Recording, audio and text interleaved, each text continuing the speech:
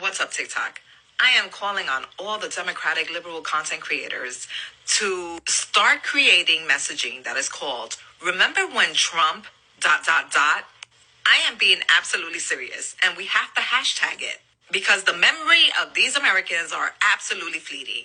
Like, people forgot how heinous Trump was in the 4 years that he was in office. So I think we need to make content creation that absolutely addresses all the heinous laws that he put in effect. I got you, sis. I got you. Remember when, back in 2015, Donald Trump said this? Donald J. Trump is calling for a total and complete shutdown of Muslims entering the United States until our country's representatives can figure out what the hell is going on.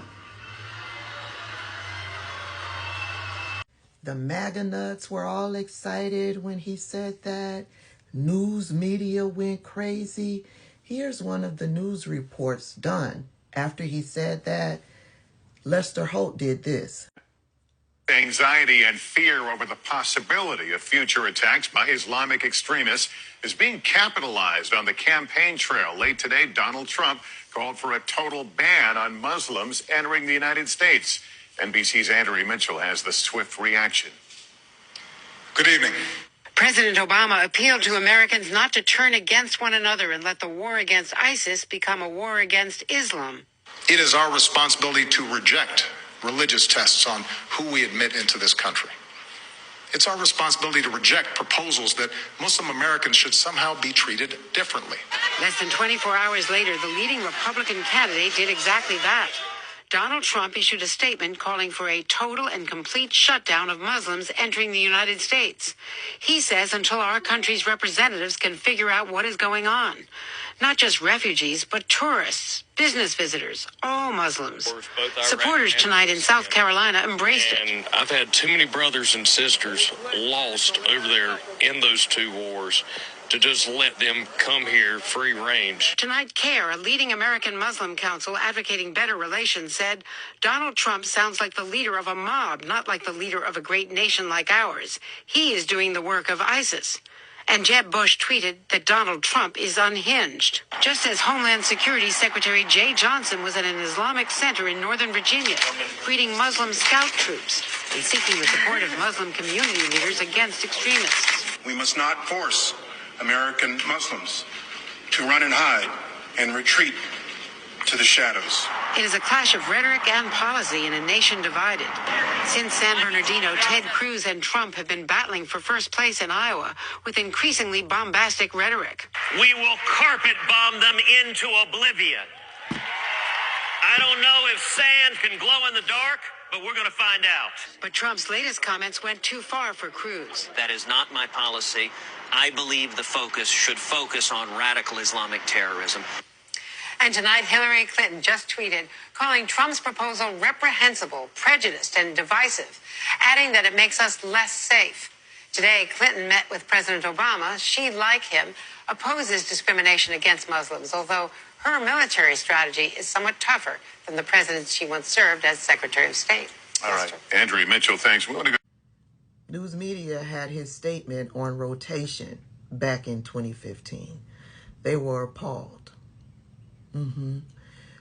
Fast forward, Donald Trump got voted into office because a lot of people didn't believe Donald Trump. He told them what he was going to do, and yet they didn't believe him. And once Donald Trump got into office, he signed an executive order banning Muslims from entering the country from 7 different nations.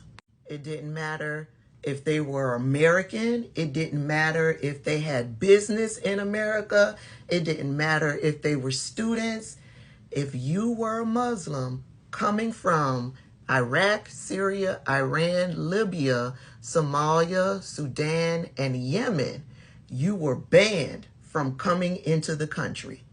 Also included in Donald Trump's executive order, he was calling for a review to suspend the visa interview waiver program, which allows travelers from 38 different countries, some of these countries were our allies, What that program did was that program allowed for these individuals who were renewing their travel authorizations to not have to do an in-person interview. So if they were out of the country and needed to renew their travel authorizations, they needed to figure out a way, somehow, to get back to the United States to renew their authorization and do their interview in person.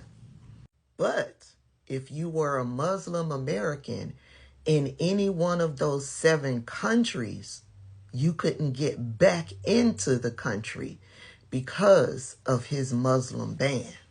You want to read Donald Trump's executive order in its entirety?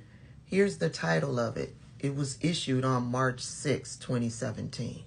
Can you imagine you're out of the country visiting relatives and you're a Muslim American and you're trying to get back home to your home out in Connecticut and you can't get back into the country because you're a Muslim?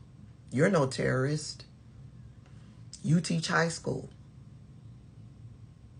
You run a coffee shop. You're no terrorist. But you're being treated like a terrorist because you're a Muslim.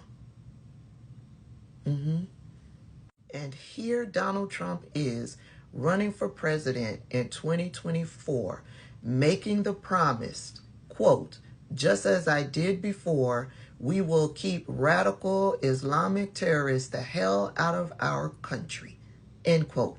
Trump said this to an applause at the annual Republican Jewish Coalition event. Quote, "You remember the travel ban? On day 1, I will restore our travel ban," end quote. They didn't believe him in 2015 when he said it, and he turned around and did it. And now you have Muslims in 2024 who are saying that they are not going to vote. Even after he's promised that if he becomes president again, he will reinstitute that ban yet again. And this time, it'll stick. It'll stick because there will be no one around him.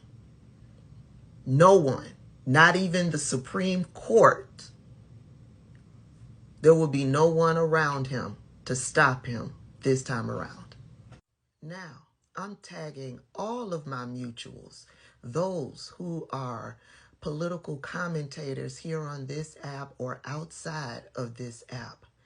Do your own video reminding us and everyone else about the heinous shit that Donald Trump did when he was in office. And don't forget to use the hashtag.